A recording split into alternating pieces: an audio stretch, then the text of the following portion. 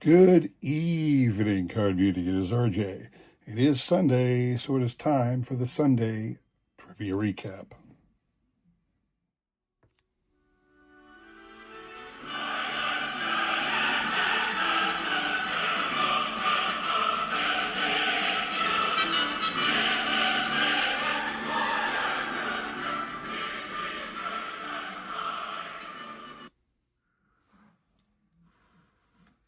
Alrighty, so final Sunday trivia recap of this calendar year. Like I said before, I'm taking the month of December off. I will probably come back, I think January 3rd or January 4th is no wait, hang on a second. I think January 4th is a Friday. Don't quote me on that as I'm sitting here. It might be January 3rd is the Friday. Anyway, that first Friday in January, I'll probably come back with a singular video, no trivia or prizes or nothing, just to go over my goals recap for the year and to establish the new ones for the coming year. And then on Monday, January the 6th, I'll be all in on more trivia and prizes. Lots of fun for everybody, I hope. Today, though, we have work to get to, trivia and prizes from this past week. And I'll chat more about other things as we are spinning, all right? So, Monday's question. Who came to bat first? Who was the first man to come to bat during a regularly scheduled Major League Baseball night game? A lot of answers thrown out on that one, most of them wrong, although many people did get correctly. It was Philadelphia Phillies second baseman Lou Chiozza. The game was between the Phillies and Reds in Cincinnati. Therefore, it had to have been a Philly. And this is his which year? This is 1993 Conlon collection. And it even says that on his bio there. If you look at the one of the first lines, he became the first man to bat in a Major League night game when he led off for the Phillies in Cincinnati on May the 4th, 1935. So Lee Chiozza is the answer to that question. What you're playing for? Cool card from 2021. Double check the year. No, I think it's 2023 Topps. 2023 Topps, the box topper in the jumbo backpacks. Old style record breaker, Mariano Rivera. Big 3x5 card here. That is what you're going to win if your name is selected on the wheel of death. Now, we'll spin. I will shuffle once and spin. You must hit 3 times on my channel in order to win. I do that for 2 reasons. One, because not very many people participate, so I have the ability. And secondly, because I always hate it when I was a member of a large group of people and the man spun once and somebody won and that was it. But you have to do that when you have a large number of people. You cannot constantly spin. You've got to take the first name and move on. Here, I have the ability to do multiple names, so that's what I am doing. So good luck to everybody up here. I'll scroll down so everybody sees their name. No newbies, nobody out of sort, all veteran participants. So here we go. Good luck to everybody. All right, so interesting thing coming up on December the 8th, right around the corner. December the 8th is the announcement by the Veteran Committee, the Eras Committee, specifically the, I'm not sure what the Golden Era Committee, I think they call it. Those people whose career primarily occurred, or the glory years of their career was prior to 1980. I believe that's the way the Eras Committee has structured what they call the Golden Era of baseball. By now, many people have posted videos about who they think deserves to be in the Hall of Fame out of those 8 nominated players. And they've either done it by who they think will get in or who they think should get in. So while we're talking here, I'll give my opinion on the same thing. I will say I'm not going to go through all 8 players. I probably could rattle them off, but by now you've heard about them. I'll just talk a little bit about the ones that are important to me.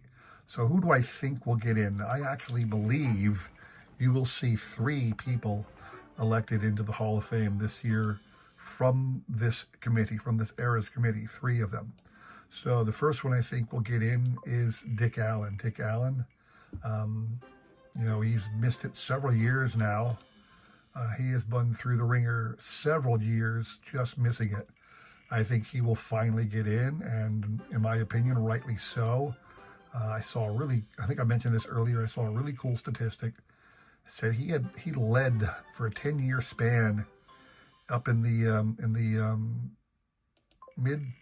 late 60s, early 70s, some statistic, some offensive statistic. I can't remember which one. I'm not gonna. But he was ahead of everybody. Hank Aaron, Willie Mays. He was ahead of everybody in this one particular. It was like a cumulative all offensive statistic, almost like WAR, but it wasn't WAR. Something crazy like that. I think he has like a 70-something WAR. I think that's 3 for Lisa Z. Let me take a moment here. I was keeping track. Yep, that is 3 for Lisa. So congrats, Lisa. You're getting this awesome Mariano Rivera from 2003. That'll be coming your way shortly. Take a pause on my Hall of Fame stuff. Like I said, my first one is Dick Allen. Anyway, moving on to Wednesday. On Wednesday, my question was, who was the first Major League player who was the first African American to hit a home run for the American League? Now, I figured I'd get a lot of lazy people who didn't bother to look it up because a lot of Larry Dobies threw out my way. Other people threw out some silly guesses, but very few people, but there were some, got the correct answer. And I said it was a future Hall of Famer. Another reason a lot of people got it wrong with going with Larry Doby because this Hall of Famer is one a lot of people have forgotten about. It is a man named Willard Brown, primarily a Negro League player, like so many of the early African-American ball players were. They came right out of the Negro Leagues. It was a while before they took somebody who had never been in the Negro League before. Even Hank Aaron is a former Negro League player. But Willard Brown, I believe he was on the St. Louis Browns with Satchel Paige, but don't quote me on that. It might have been with the Indians. So I can't recall which team he hit the home run for. I didn't bother to look it up. My apologies. But he was the first African-American to hit a home run. It was actually an inside the park home run. This is his 1994 card from the Ted Williams Card Company. That's what this is. So what you're playing for on that one is a cool card, a very basic card, 1997 Topps, but it's an Andre Dawson, Hall of Famer Andre Dawson, but it shows him in the uniform of his final team, the Florida Marlins. You don't see a lot of Marlins cards sporting Andre Dawson, but here's a great example of his 1997 card.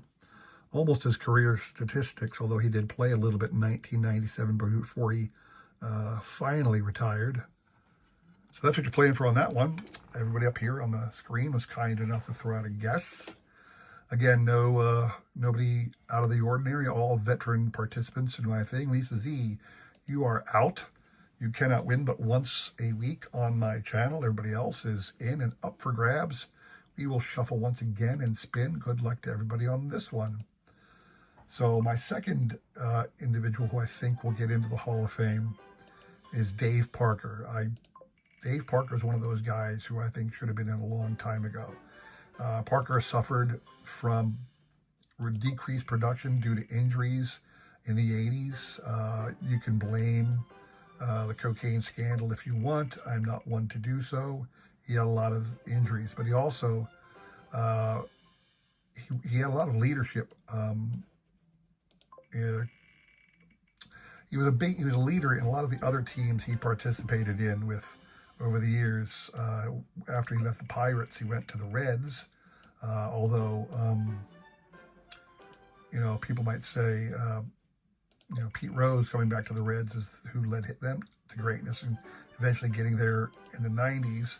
I believe there might be a little bit to that. Certainly adding Barry Larkin and Eric Davis helped, but I think Parker helped a lot. Certainly helped Eric Davis as a young rookie get his head in order. And then he moved on to the Brewers. I can't say that he really helped the Brewers much because he was certainly they certainly did nothing of note. Anyway, pause on my Dave Parker story.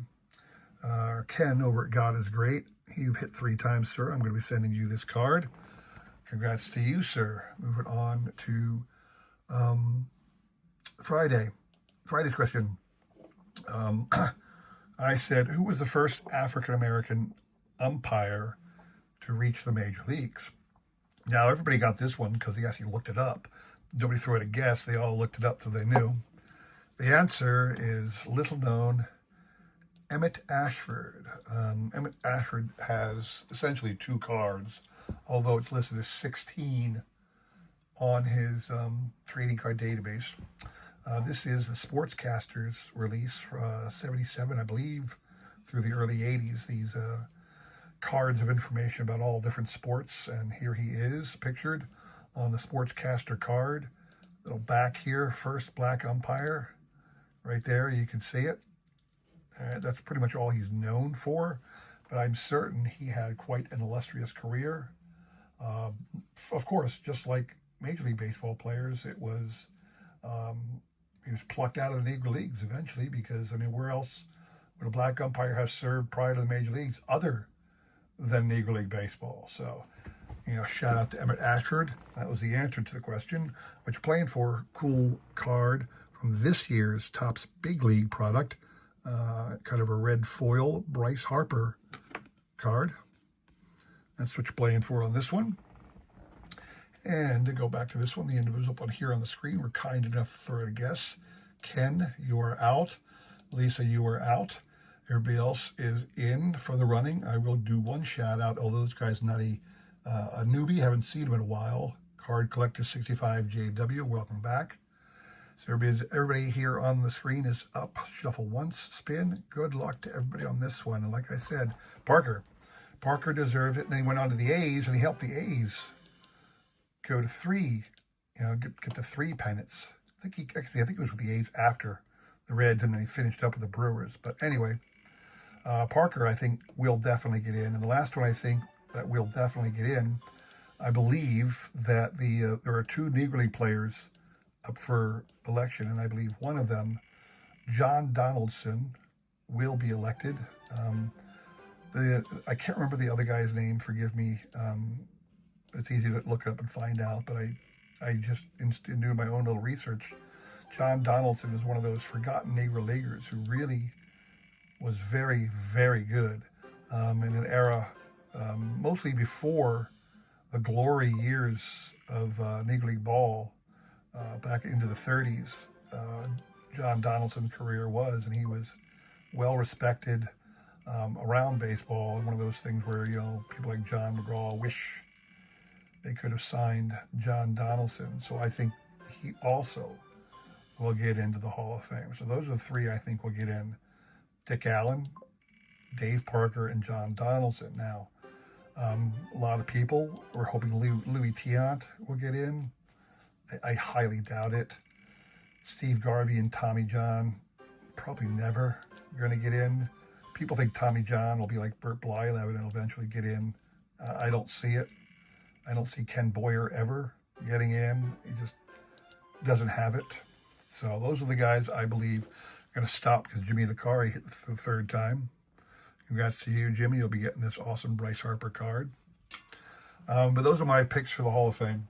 We'll find out on December the 8th. Again, I am taking the month off, but I will say this. It is Christmas card season for me.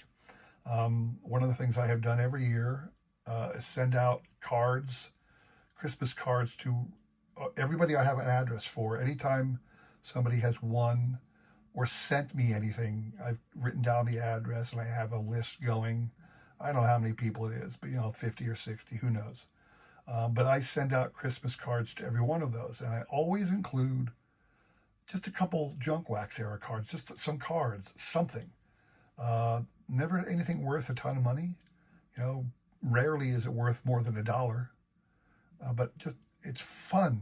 It is so fun, I think, to get a Christmas card, to get a card from anybody out there, open it up and find a couple of baseball cards in it. That's what this community is all about, is collecting baseball cards.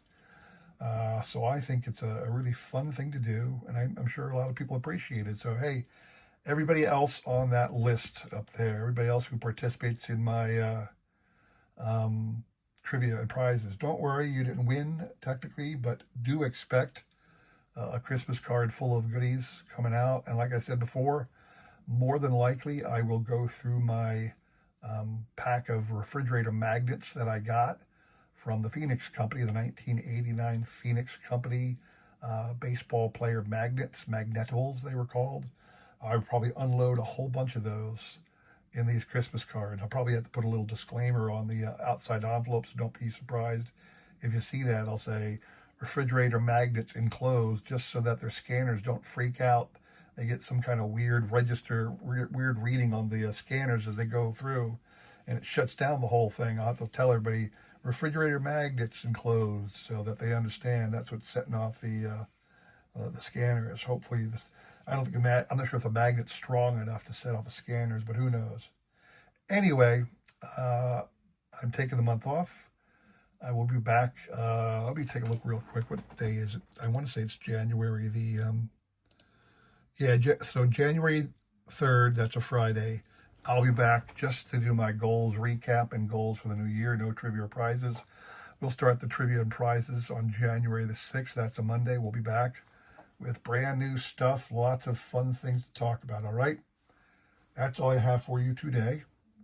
Thank you very much for being loyal viewers to my channel. I really do appreciate your support as I try my best for the best of this great card community. Can always do better, but I try. Thank you very much for all your support. Have a great holiday, everybody, yourselves, and I will see you in the new year. Take care. New year. Take care.